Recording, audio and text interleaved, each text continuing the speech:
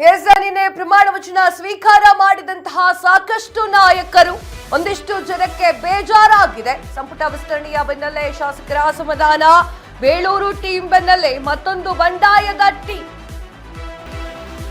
ಸಂಪುಟ ವಿಸ್ತರಣೆಯ ಬೆನ್ನಲ್ಲೇ ಶಾಸಕರ ಅಸಮಾಧಾನ, ಬೇಳೂರು ಟೀಮ್ ಬೆನ್ನಲ್ಲೇ ಮತ್ತೊಂದು ಬಂಡಾಯ ಟೀಮ್. ಇಂದು ಕೋಲಾರ, ಚಿಕ್ಕಬಳ್ಳಾಪುರದಲ್ಲಿ ಬಂದ್ಗೆ ನಿರ್ಧಾರ. ಅವಳಿ ಜಿಲ್ಲೆಗೆ ಸಚಿವ ಸ್ಥಾನ ಸಿಗದಿದ್ದಕ್ಕೆ ಭಾರೀ ಆಕ್ರೋಶ. ಕೋಲಾರದಲ್ಲಿ 6, ಚಿಕ್ಕಬಳ್ಳಾಪುರದಲ್ಲಿ 3 ಕೈ ಶಾಸಕರು, ಓರ್ವ ಪಕ್ಷೇತರ ಶಾಸಕರಿಂದ ಕಾಂಗ್ರೆಸ್ಗೆ ಬೆಂಬಲ. ಒಟ್ಟು 10 ಜನ ಇದ್ರು. ಬರೋಬ್ಬರಿ ಸಚಿವ ಸ್ಥಾನ ಅಂದ್ರೆ ಒಬ್ಬರಿಗೂ ಕೂಡ ಸಚಿವ ಸ್ಥಾನವನ್ನು ಕೊಟ್ಟಿಲ್ಲ. ಇಂದು ಕೋಲಾರ, ಚಿಕ್ಕಬಳ್ಳಾಪುರ ಶಾಸಕರಿಂದ ಮೀಟಿಂಗ್. ಸಾಮೂಹಿಕ ರಾಜೀನಾಮೆಯ ಬಗ್ಗೆ ಸಭೆಯಲ್ಲಿ ತೀರ್ಮಾನ. ಏನಾಗುತ್ತೆ ಅಂದ್ರೆ ಅದೇನೋ ಹೇಳ್ತಾರಲ್ಲ, ಆಡ್ಕಂಡ್ ನಗೋರ್ ಮುಂದೆ ಎಡಕ್ಕಂಡ್ ಬಿದ್ದಂಗಾಯ್ತು ಅಂತ ಹೇಳಿ. ಅದೇ ಕಾರಣಕ್ಕಾಗಿ ವಿಚಾರಗಳು ಹೊರಗೆ ಬರ್ತಾ ಇದ್ದಾವೆ. ನನಗೂ ಕೂಡ ಇದು ಬೇಕಾಗಿತ್ತು, ಮಂತ್ರಿ ಸ್ಥಾನ ಬೇಕಾಗಿತ್ತು, ನಾನು ಕೂಡ ರಾಜೀನಾಮೆಯನ್ನ ಕೊಟ್ಟೆ.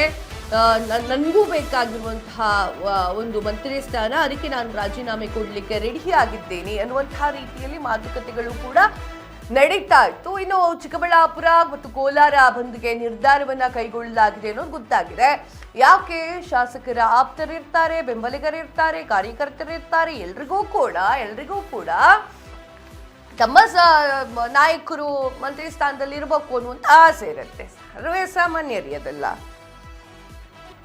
ಇದರ ಬಗ್ಗೆ ಹೆಚ್ಚಿನ ಮಾಹಿತಿಯನ್ನ ಕೊಡ್ತಾರೆ ವಿನೋದ್ ಪ್ರತಿನಿಧಿ.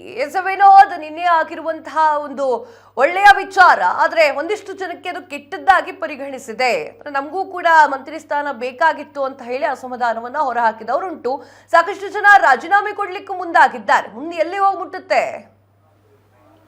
ಕಾವ್ಯ ಹೆಗಡೆ, ಈ ಒಂದು ನಿನ್ನೆ ಕ್ಯಾಬಿನೆಟ್ ಏನು ಎಕ್ಸ್ಪೆನ್ಷನ್ ಆಯಿತು, ಅದಾದ ಬಳಿಕ ಒಂದು ಕಾಂಗ್ರೆಸ್ ವಲಯದಲ್ಲಿ ಸಾಕಷ್ಟು ಸಚಿವರುಗಳು, ಶಾಸಕರುಗಳು, ಹಿರಿಯ ಶಾಸಕರುಗಳು ಏನಿದ್ದಾರೆ, ಒಂದು 3ರಿಂದ 4 ಬಾರಿ ಗೆದ್ದಿರೋರು, 5-6 ಬಾರಿ ಗೆದ್ದಿರ್ತಕ್ಕಂಥ ಶಾಸಕರು ತಮ್ಮ ಶಾಸಕ ಸ್ಥಾನಕ್ಕೆ ರಾಜೀನಾಮೆ ನೀಡೋಕ್ಕೆ ಈಗಾಗಲೇ ಮುಂದಾಗಿದೆ. ಯಾಕಂದರೆ ಅದರ ಭಾಗವಾಗಿ ನಿನ್ನೆಲ್ಲೇ ಸಹ ಒಂದು ಆಲ್ರೆಡಿ ಇಂಡಿ ವಿಧಾನಸಭಾ ಕ್ಷೇತ್ರದ ಒಂದು ಯಶವಂತರಾಯಗೌಡ ಪಾಟೀಲ್ ಅವರು ತಮ್ಮ ಶಾಸಕ ಸ್ಥಾನಕ್ಕೆ ರಾಜೀನಾಮೆ ಸಲ್ಲಿಕೆ ಮಾಡಿದ್ದಾರೆ.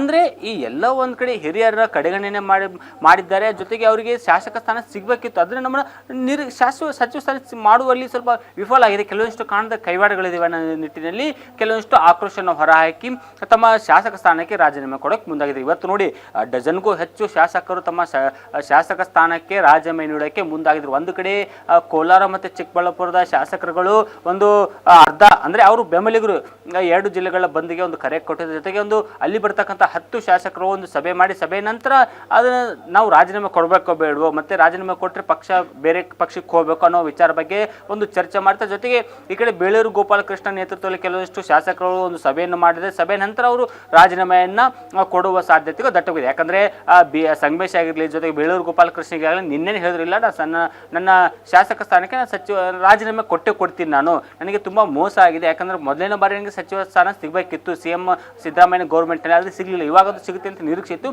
ನಮ್ಮನ್ನು ಕಡೆಗಣನೆಯನ್ನು ಮಾಡಿದ ನಿಟ್ಟಿನಲ್ಲಿ ಇವತ್ತು ಕೆಲವೊಂದಿಷ್ಟು ನಾಯಕರುಗಳು ಖಾಸಗಿ ಹೋಟೆಲ್ನಲ್ಲಿ ಸಭೆ ಮಾಡ್ತಾರೆ. ಸಭೆ ನಂತರ ಅವರು ಮಧ್ಯಾಹ್ನದ ವೇಳೆಗೆ ಒಂದು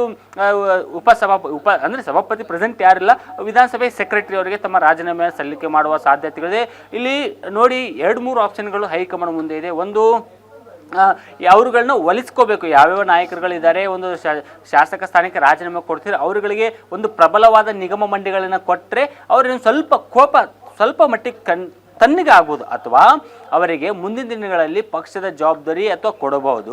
ಜೊತೆಗೆ ಈಗಾಗಲೇ CMಗೆ ಇರ್ತಾವಲ್ಲ ರಾಜಕೀಯ ಕಾರ್ಯದರ್ಶಿ, ಹಣಕಾಸು ಇಲಾಖೆ ಕಾರ್ಯದರ್ಶಿ, ಜೊತೆಗೆ ನೀತಿ ಆಯೋಗದ ಉಪಾಧ್ಯಕ್ಷರು, ಮತ್ತು ಇವು ಕೆಲವಷ್ಟು ಸಮಿತಿಗಳಿರ್ತಾವಲ್ಲ, ಅದರ ಉಸ್ತುವಾರಿಯನ್ನು ಕೊಟ್ಟು ಕೆಲವೊಂದಿಷ್ಟು ನಾಯಕರುಗಳಿಗೂ ಆ ಒಂದು ಬಂಡಾಯ ತನ್ನಗಾಗುವ ಸಾಧ್ಯತೆಗಳಿರುತ್ತೆ. ಇನ್ನು ಅದನ್ನು ಹೊರತುಪಡಿಸಿದ್ರೆ ಇಲ್ಲಿ ನಾವು ಎಲ್ಲ ಶಾಸಕರು ಇವತ್ತೇನು ಅಲ್ಲಿ 10 ಜನ ಅಂದರೆ ಕೋಲಾರ, ಚಿಕ್ಕಬಳ್ಳಾಪುರ ಶಾಸಕರು 10 ಜನ ರಾಜೀನಾಮೆ ಕೊಡ್ತಿದ್ದಾರೆ, ಮತ್ತು ಬೇಳೂರು ಗೋಪಾಲಕೃಷ್ಣ ನೇತೃತ್ವದಲ್ಲಿ ಕೆಲವೊಂದು ಜನಗಳು ರಾಜೀನಾಮೆ ಕೊಡ್ತಾರೆ ಅಂತ ಹೇಳ್ತಿದ್ದೀವಲ್ಲ, ಅದರಲ್ಲಿ ಕೆಲವೊಂದಿಷ್ಟು ಜನಗಳು ಹೈಕಮಾಂಡ್ ನಾಯಕರನ್ನ ಒಂದು ಬೆದರಿಸೋಕ್ಕೆ, ಅಂದರೆ ನಾವು ರಾಜೀನಾಮೆ ಕೊಡ್ತೀವಿ, ನಾವು ಕೊಡ್ತೀವಿ ಅನ್ನೋದು ಅವರನ್ನ ಒಂದು ಬ್ಲ್ಯಾಕ್ ಮೇಲ್ ಮಾಡುವ ತಂತ್ರಕ್ಕೂ ಹೋಗಿರ್ಬೋದು. ಒಂದು ವೇಳೆ ಅವರಿಗೆ ತಮ್ಗೆ ಸಚಿವ ಸ್ಥಾನ ತಮ್ಮ ಹಿರಿತನಕ್ಕೆ ಇಲ್ಲಿ ಆದ್ಯತೆ ಕೊಟ್ಟಿಲ್ಲ ಅಂದರೆ ನಾವು ಯಾಕೆ ಇರಬೇಕು, ಒಂದು ಆ ಒಂದು ಕಾರಣಕ್ಕೆ ತಮ್ಮ ಶಾಸಕ ಸ್ಥಾನಕ್ಕೆ ರಾಜೀನಾಮೆಯನ್ನು ನೀಡ್ತಾ ಇರಬಹುದು.